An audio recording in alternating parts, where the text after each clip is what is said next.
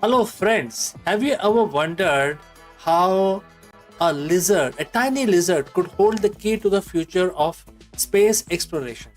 So, stick around, friends, as in this video, we will dive into the incredible science behind the gecko feet and how their unique adhesive power could revolutionize space travel. Discover how engineers are using this natural phenomena to develop new grippers, tethers, and climbing robots for use in zero gravity.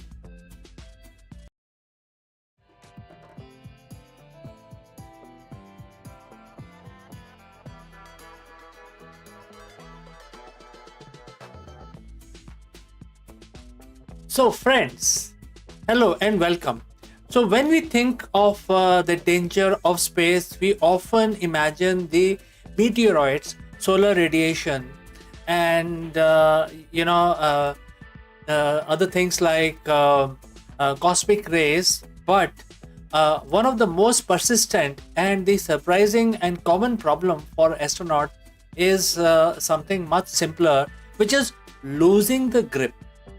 Imagine you're an astronaut and floating in the vacuum of the space, performing a spacewalk or an EVA and extravehicular activities. Your life depends on being tethered to the spacecraft. A single tool, a wrench, or a screwdriver, if it slips from your fingers, it's gone forever. A tiny, insignificant object drifting away into the cosmic void, and if you lose your grip on the situation itself, that is the ultimate life threatening disaster. So for decades we have rallied on clunky mechanical clamps, tethered, and simple but limited solutions for things like velcro, etc. But what if there are better ways, a way to give astronauts the ultimate superpower, the ability to stick to any surface at will and then go without a trace? The answer is, it turns out, is hidden in the plain sight on the feet of a tiny house dwelling lizard. Today we are going to explore how a gecko's toe could save the astronauts and revolutionize the space travel. To understand how gecko could help us in space, we have to understand the magic of its feet. This isn't a matter of simple suction or sticky goo. A gecko's incredible climbing ability is based on the fundamental force of physics. If you like, if you like this subject, stick around, because till the end we will learn so much stuff about what is going to happen in future. Now look at the gecko's foot, and you need to microscope you to really see what is going on here. You notice that it's not too smooth. The toes are covered in very tiny layered ridges called lamellae. Each lamellae is covered in millions of microscopic hair called setae, and at the end of each seta there are even smaller flattened pads called the spatulae. These spatulas are often the real action. This is where the real action kings. They are so small that they can get incredibly close to the molecules of any surface. And when two molecules get close enough, they feel a slight temporary attraction. This is scientific principle known as the van der Waals force. Think of it like a molecule handshake, a slight universal force that exists between all atoms and the molecules. It's incredibly weak on its own, but when we have millions of these tiny molecules handshaking happening at once, the force adds up to something truly powerful. A single gecko, weigh just a few ounces, can support its entire body weight with a single toe. If a human had the same level of adhesive power, we could climb a vertical wall with one hand. And here is the most important part of the space travel. Van der Waals force didn't require air or vacuum. They work perfectly in vacuum of space, and when gecko lifts its foot, the force breaks leaving no residual behind. It is the ultimate reversible adhesive. Now that we understand the gecko's secret, let's revisit the challenges of working in space during a spacewalk.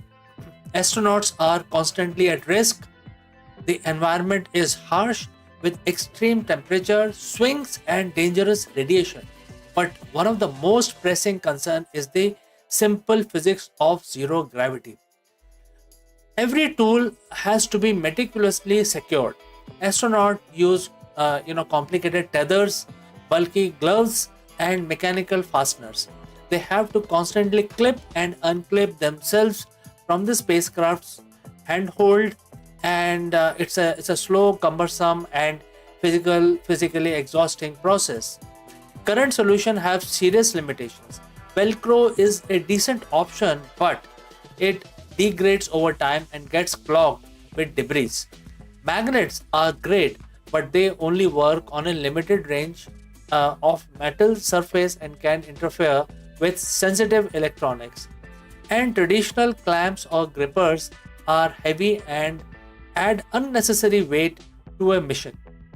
What astronauts really need is a simple, lightweight, versatile solution.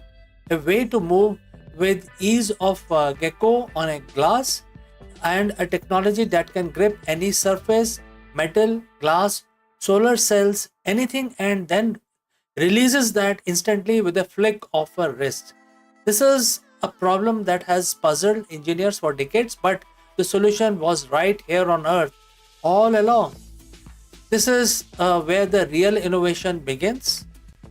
Researchers and institutions like NASA's Jet Propulsion Laboratory and various universities took the gecko's natural design and began to replicate it.